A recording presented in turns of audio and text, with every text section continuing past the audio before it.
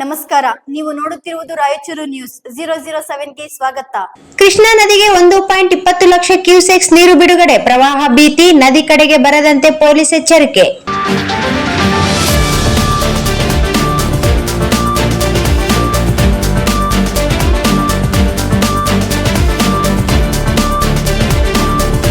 ನಾರಾಯಣಪುರ ಜಲಾಶಯದಿಂದ ಕೃಷ್ಣಾ ನದಿಗೆ ಹೆಚ್ಚಿನ ಪ್ರಮಾಣದ ನೀರು ಹರಿಯ ಬಿಡಲಾಗುತ್ತಿದ್ದು, ಸಾರ್ವಜನಿಕರು ನದಿ ದಂಡೆಯ ಕಡೆಗೆ ಬಾರದಂತೆ ಪೊಲೀಸ್ ಇಲಾಖೆಯಿಂದ ಎಚ್ಚರಿಕೆಯ ಜಾಗೃತಿ ಮೂಡಿಸಲಾಯಿತು.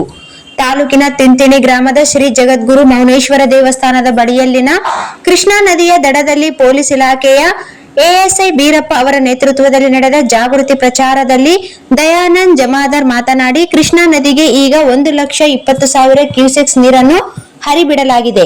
ಮಹಾರಾಷ್ಟ್ರ ಭಾಗದಲ್ಲಿ ಭಾರಿ ಮಳೆಯಾಗುತ್ತಿರುವ ಕಾರಣದಿಂದ ಆಲ್ಮಟ್ಟಿ ಮತ್ತು ನಾರಾಯಣಪುರ ಜಲಾಶಯಕ್ಕೆ ಒಳಹರಿವು ಹೆಚ್ಚಾಗಿರುವ ಕಾರಣ ಕೃಷ್ಣಾ ನದಿಗೆ ಇನ್ನೂ ಹೆಚ್ಚಿನ ಪ್ರಮಾಣದ ನೀರು ಬಿಡುವ ಸಾಧ್ಯತೆ ಇದೆ. ಆದ್ದರಿಂದ ಸಾರ್ವಜನಿಕರು ಬಟ್ಟೆ ತೊಳೆಯಲು, ಸ್ನಾನಕ್ಕೆ ಎಂದು ನದಿ ದಂಡೆಯ ಕಡೆಗೆ ಬರಬಾರದು. ಅಲ್ಲದೆ ನಿಮ್ಮ ಜಾನುವಾರುಗಳನ್ನು ನದಿಯ ಕಡೆ ಬಾರದಂತೆ ಎಚ್ಚರ ವಹಿಸಬೇಕು. ಹಾಗೂ ನದಿ ದಂಡೆಯಲ್ಲಿರುವ ಪಂಪ್ಸೆಟ್ ಮೋಟಾರ್ಗಳನ್ನು ರಕ್ಷಿಸಿಕೊಳ್ಳಬೇಕು.